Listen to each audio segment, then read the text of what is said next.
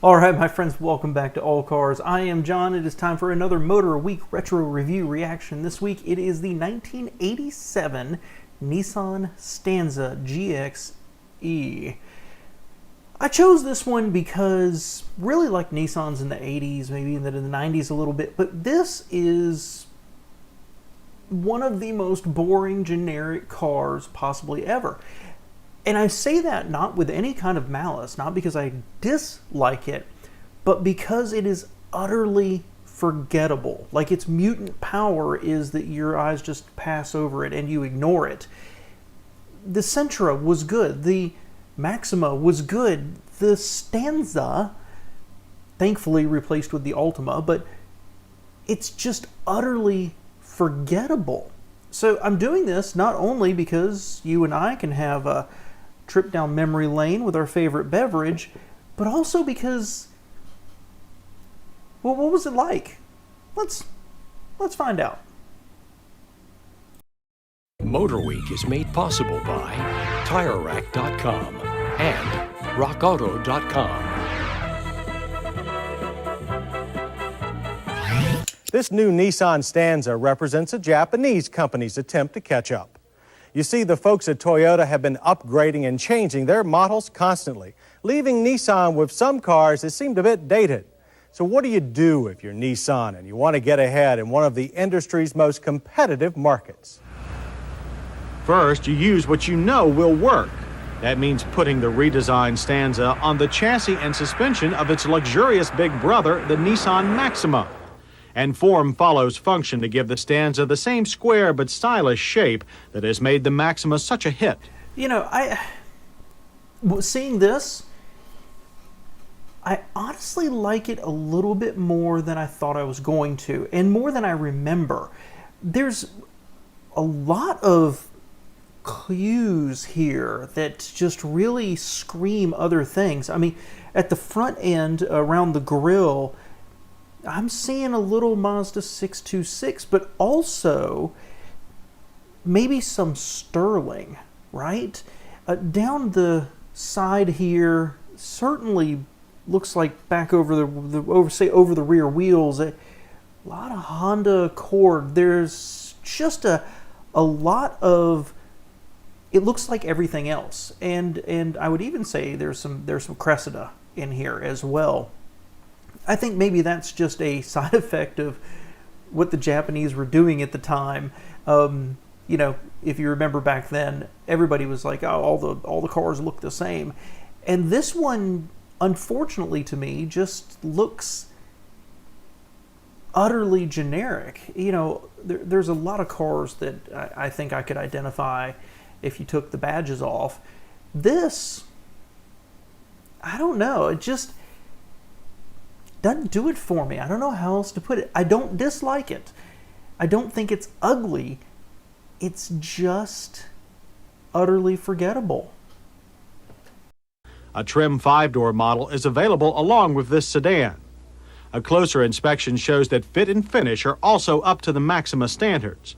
Our top-line GXE test car had one of the nicest paint jobs we've seen in quite a while. And here at the rear, I'd like to say, you know, first off, I'd say that bumper sticks out too much, but that's probably just a function of the safety requirements at the time.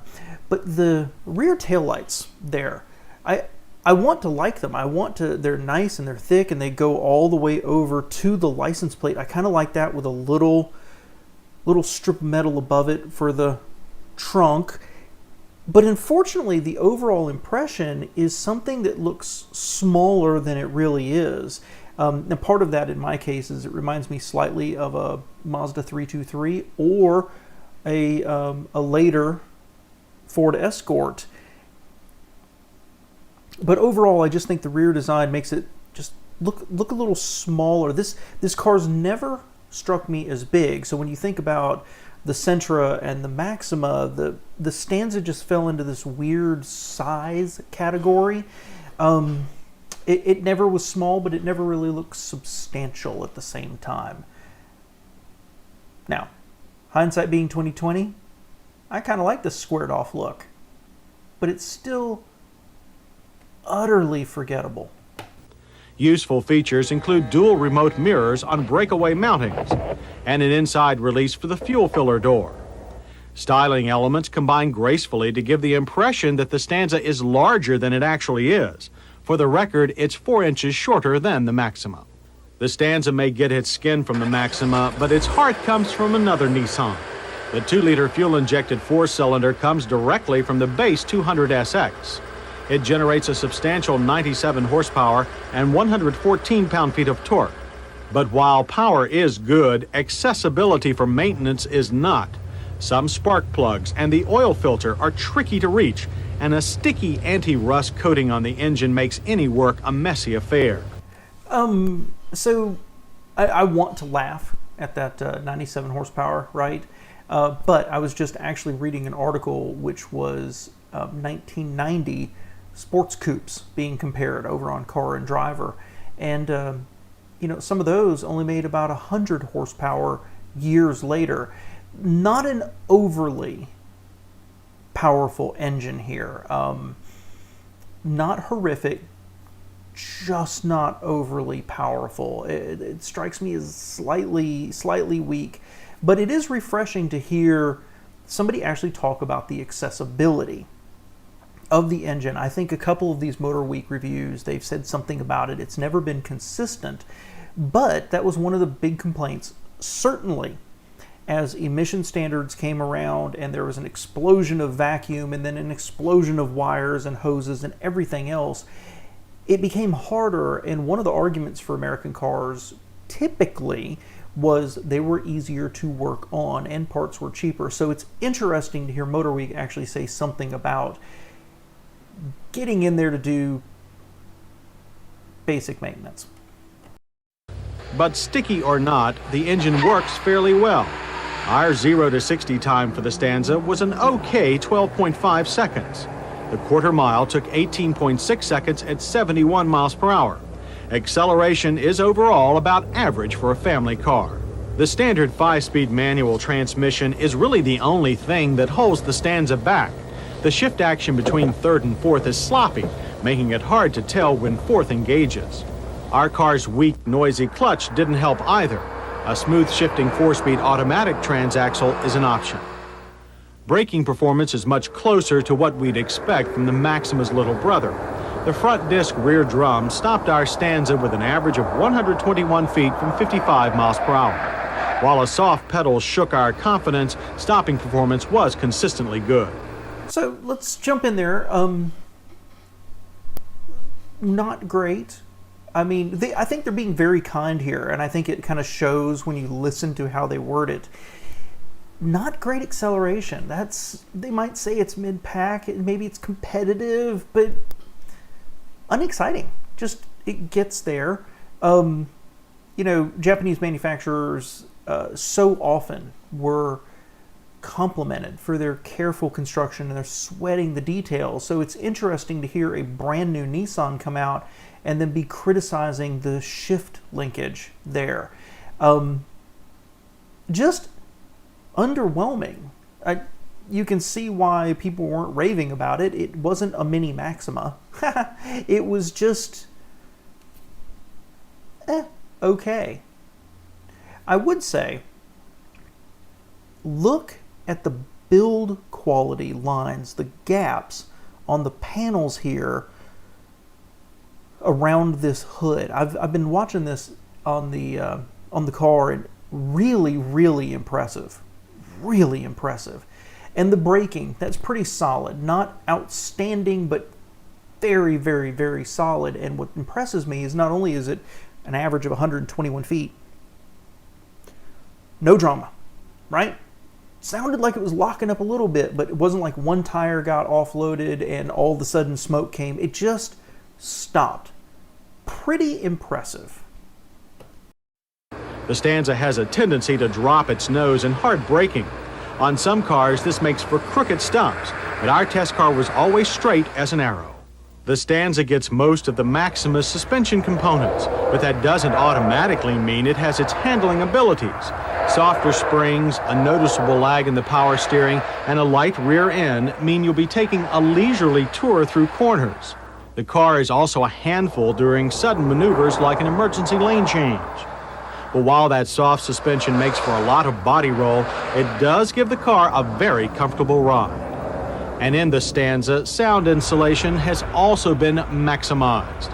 Our test car's interior sound level was a comfortable 67 decibels in normal highway driving. This also applies to city driving, where the 35-foot turning circle makes for easy parking.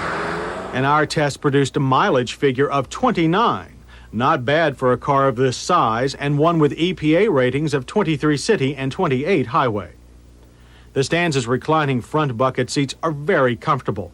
They have an adjustable lumbar support and substantial side bolsters. There are also adjustable head restraints for added safety and comfort. The roomy dash features a tilt wheel, cassette stereo, cruise control, and power group, all standard on our GXE. The large analog gauges are easy to read and include a set of dual trip odometers. And a handy center console offers plenty of storage to keep small items from rolling around the car. So, not beautiful on the inside. I don't particularly like the shades we got going on here, but you know, some nice little touches there with the lumbar, the headrests. The layout is, if we reset it, our minds to 1987, this is not a 1990, 1991 car, it's okay. You know, I think it's probably very fair with everything else. I'd have to go back and look at the dashes of some other cars. It doesn't strike me as a gigantic leap forward, but remember, this is closer to 1985, 1983 than it is to 1994, so resetting my mind there, probably a pretty nice dash. It's okay. It is a little cut up, it is a little choppy, but it's okay, and it's clear. I don't know what else to say about it. It's just all right. I don't like I would never choose this color combination. Looks like a dreary old living room.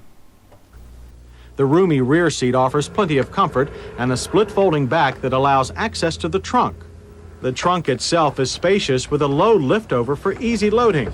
It also has a seat back release for added convenience.